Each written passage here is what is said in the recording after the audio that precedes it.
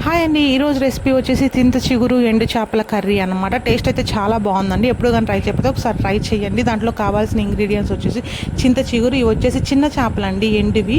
ఈ తలా తోక తీసేసి ఇలాగ పొట్టలో వేస్ట్ ఉంటుందండి, అది ఉంటే చేదు ఉంటుందన్నమాట కర్రీ. సో ఆ వేస్ట్ కూడా తీసేసుకొని నీట్గా క్లీన్ చేసుకోండి. ఆ వేస్ట్ కూడా ఎలా ఉంది ఏంటి అనేది కూడా ఇప్పుడు మీకు చూపిస్తాను.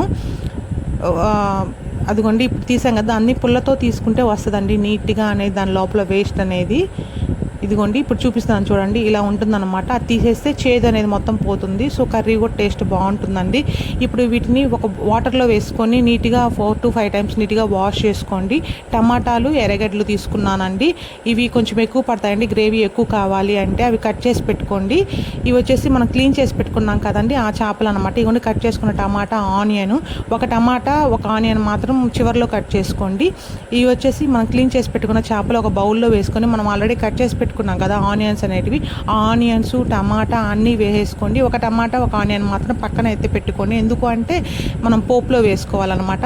మనం కట్ చేసి పెట్టుకున్న టమాటా వచ్చేసి ఇలాగా రసం మొత్తం పిండుకొని స్మాష్ చేసుకున్నట్టు వేసుకోండి ఆ టమాటాని. ఇప్పుడు వచ్చేసి చింత చిగురు అండి. చింత చిగురు కూడా ఇలాగా చేతితో స్మాష్ చేసుకొని మీరు టేస్ట్కి తగ్గట్టు మీరు వేసుకోండి. అంటే మనం చేపలు తీసుకునే క్వాంటిటీని బట్టి మీరు చింత చిగురు వేసుకోండి. అంటే కొంతమంది పుల్లగా తింటారు, కొంతమంది పులుపు తక్కువ తింటారు కదా, సో అలా అనమాట.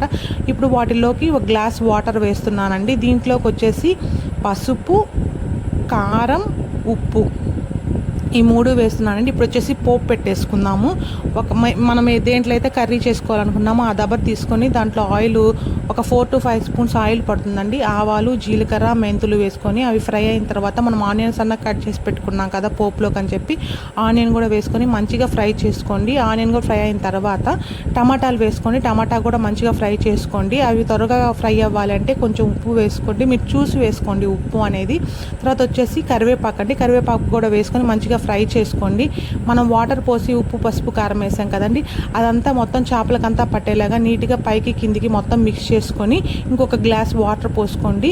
ఇప్పుడు దీన్ని మొత్తం తీసుకెళ్ళి మనం పోపు పెట్టాం కదండి, ఆ పోపు పెట్టిన దాంట్లో వేసుకోండి. ఇది కూడా మీకు కనిపిస్తున్నాయా చేపలు, ఆనియన్, టమాటా అవన్నీ వేసుకున్న తర్వాత మామిడి ముక్కలు కూడా వేసుకోండి. అంటే మీరు తినే పులుపుని బట్టి మామిడి ముక్కలు వేసుకోండి.